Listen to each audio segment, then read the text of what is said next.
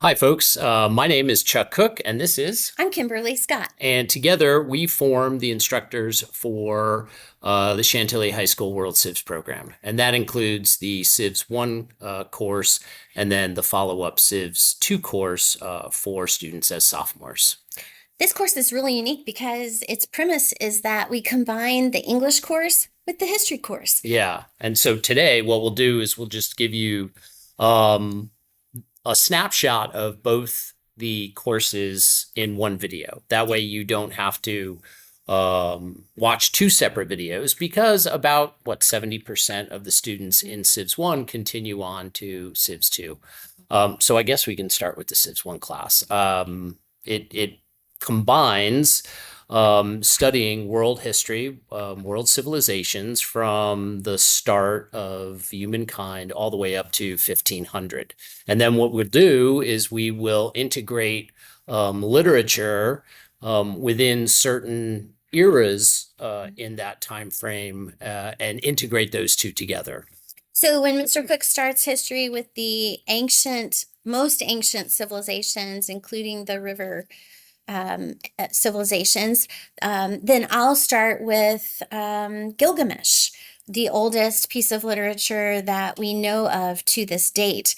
When he moves on into a unit on ancient Greece, we'll read major excerpts from Homer's The Odyssey, and that just continues throughout the course all the way up through 1500, where around that time we start talking about Chaucer and the Canterbury Tales. Right, and that would coincide with the Renaissance period in Europe.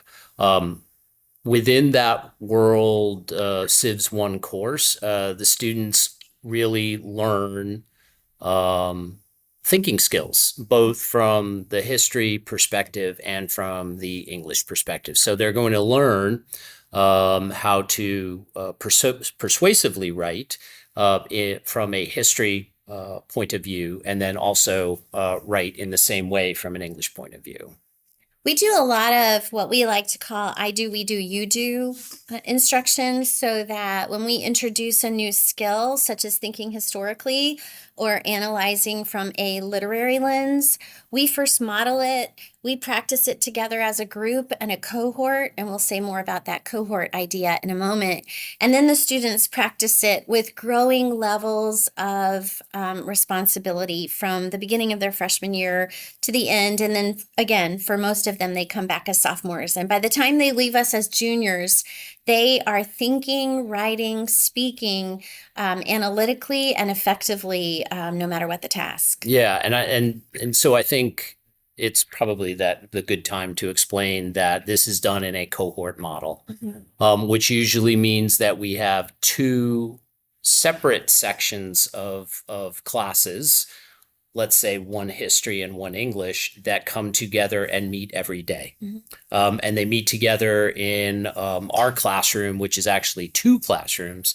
And that's a unique logistical arrangement that we have here at Chantilly High School. And then therefore, that cohort model means it's not just the two of us as instructors who are teaching the cohort. The cohorts are interacting with each other. They're learning and growing together. They're taking risks together.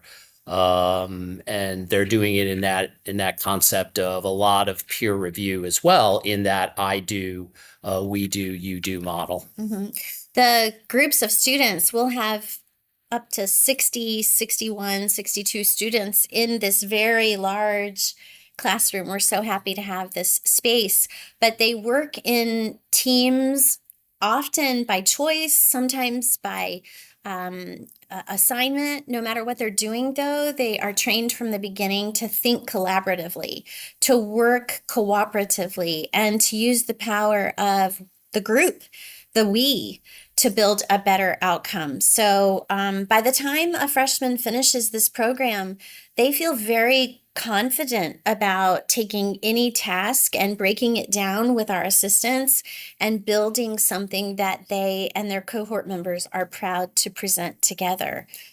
Yeah, I mean, in terms of what are they using as these building blocks? In the World 1 course, as I mentioned before, they're studying history all the way from the beginnings of human time up into the Renaissance.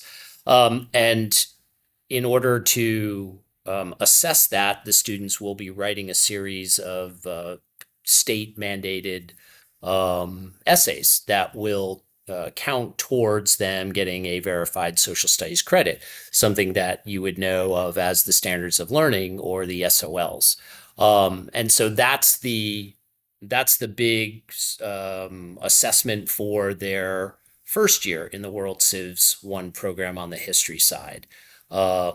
And then when they transfer over or they matriculate up into the World Civs 2 class, from the history component, now they're taking a College Board advanced academic world history modern course.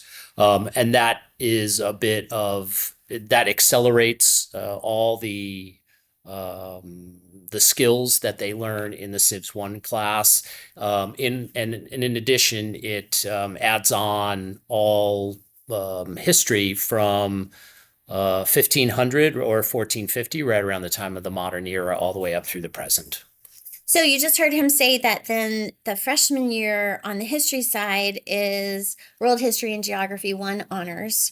And then the sophomore year, it's AP World Modern. Right. On the English side, the freshman year, it's English 9 honors. And then the sophomore year, it's English 10 honors. We do maintain separate grade books, and these do show up as separate courses when you look into CIS. But technically, every class is both history and English. We are Right. both talking in every lesson and pulling together the intersections of our content.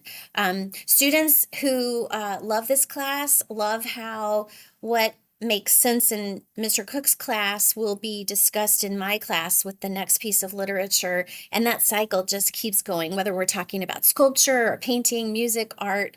He always says nothing changes but Technology. and I always say nothing changes but the title. Right. So, I mean, we think it is not only is it a unique course, but we think it's a course that's very worthwhile Yes. to develop young people, but especially in this age where classical looks at different styles, different types of liberal arts courses, maybe aren't as valued in mainstream society as they have been. And we like providing that outlet, that sort of outlier now, to let students learn about the past in this sort of in this unique way. A lot of students come back to us and they say, I'm so glad I took World Civs as a freshman and a sophomore. It shaped my entire high school experience, taught me how to be a true learner in high school.